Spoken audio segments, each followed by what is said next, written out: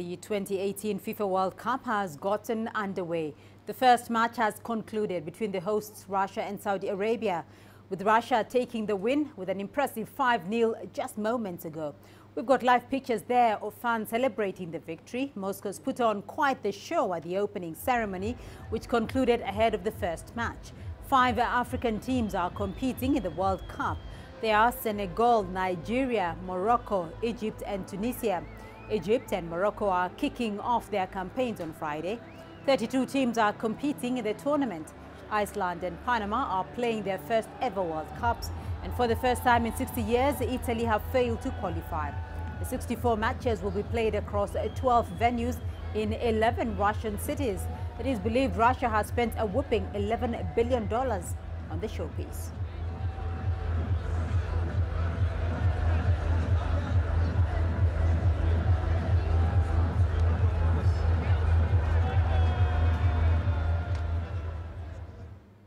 Celebrations there at the end of the Russia-Saudi Arabia match. Now let's get you more on the World Cup, and I'm joined from Moscow by Dan Williams.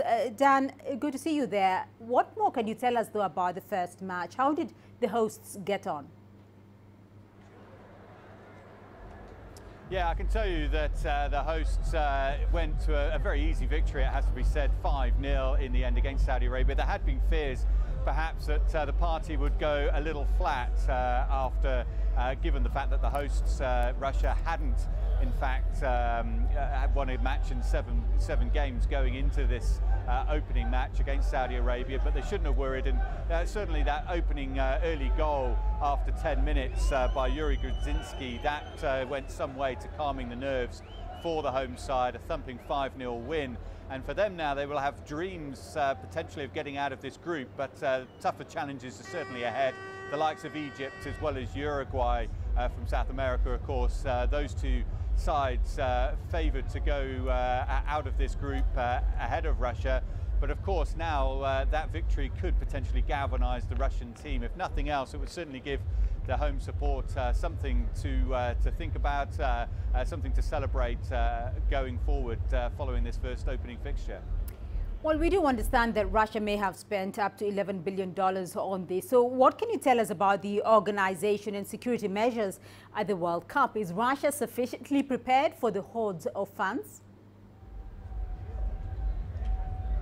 Well, certainly the Russian authorities say they are. They say that they've gone to unprecedented lengths in order to make sure that this World Cup will pass off safely. And certainly here, I'm near the fan zone here and also near the stadium as well. And there's a huge amount of police presence, security measures put in place here. There's X-ray machines making sure that all the bags and other articles that are brought into these official venues that they don't contain anything untoward.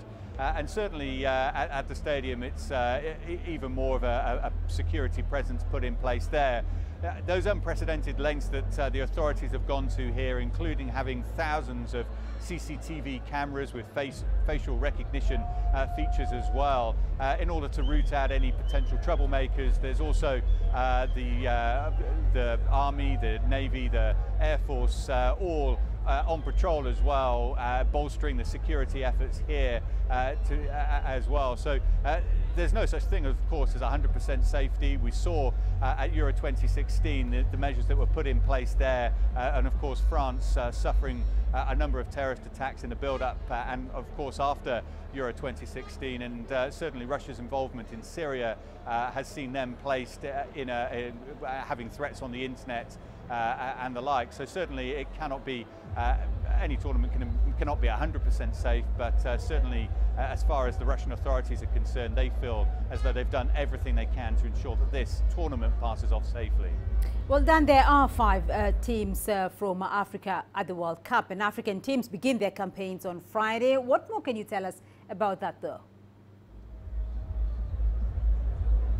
Yeah, that's right. Yeah, both Egypt and Morocco kicking off their campaigns on day 2, and this really is when the competition starts to get going. Of course, as far as Egypt is concerned, they're boosted by what would appear to be the return of Mo Salah. Of course, he was picked up a shoulder injury in the Champions League final playing for Liverpool against Real Madrid, and it seems as though he will play some role, even potentially start for Egypt. That will be a huge boost for the Egyptians as they play in their first World Cup for 28 years, and they're going to need him against Uruguay. Of course, such a rich pedigree in this competition, and one a side favoured to go far. So, and given the fact that they have preferred to play with a solid defensive back line, he really does provide them with a cutting edge. So that's hugely welcome news as far as Egypt is concerned. And then as far as Morocco is concerned, well, of course, they're not favoured to come out of this Group B that also includes Cristiano Ronaldo's Portugal and Spain as well, who of course they lost their coach just a couple of days before the tournament kicked off, so they may be in disarray. But Morocco not expected to come out of this group. So Hervé Renard, their coach, of course, who led his previous sides, of course, Côte d'Ivoire and Zambia, to the Africa Cup of Nations titles, he'd be looking to work some of his magic there as well, and wonder potentially whether he too could maybe pull off a shock and get Morocco through to the knockout round. Of course, this their first tournament for 20 years as well. Right, Dan Williams joining us there from Moscow. Well, the Egyptians are keenly following the World Cup in Russia as the Pharaohs kick off their campaign tomorrow. Let's get you more on that now. I'm joined live from Cairo by CGTN's Adel Mahroui. Adel, just how hopeful are Egyptians, though, that the Pharaohs will do quite well against Uruguay?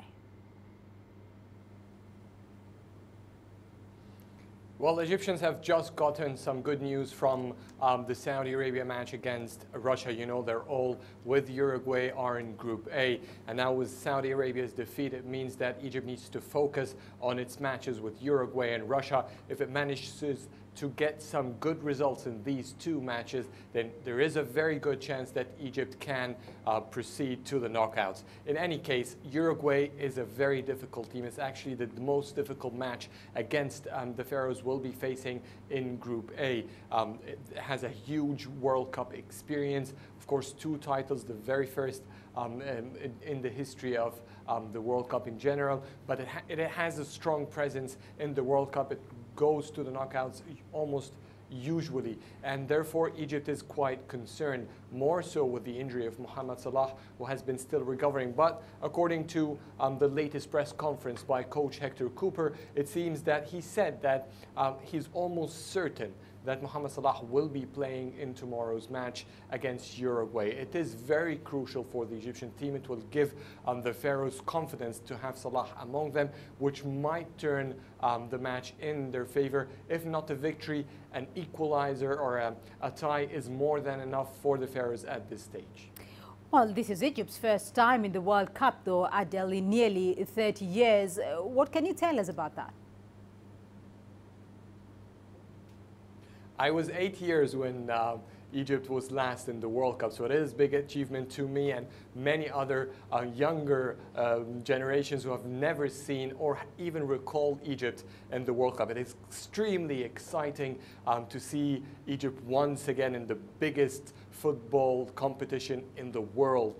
Just having this whole sense that they're just qualified in itself has been a great achievement to Egyptians. What people are looking forward to is using this good energy that has been spreading all across the country and seeing dozens and hundreds already are in Russia. Numbers will increase to the thousands by the next match with Russia for Egypt and Russia. So there is a huge movement going on. All the focus on television is about the Egyptian team who has finally made it after 28 years to the World Cup. So people are hopeful. They're excited to see the Pharaohs. Regardless to the results, it is thrilling to be part of the World Cup once again. Right, Adel Mahroui joining us there from Cairo.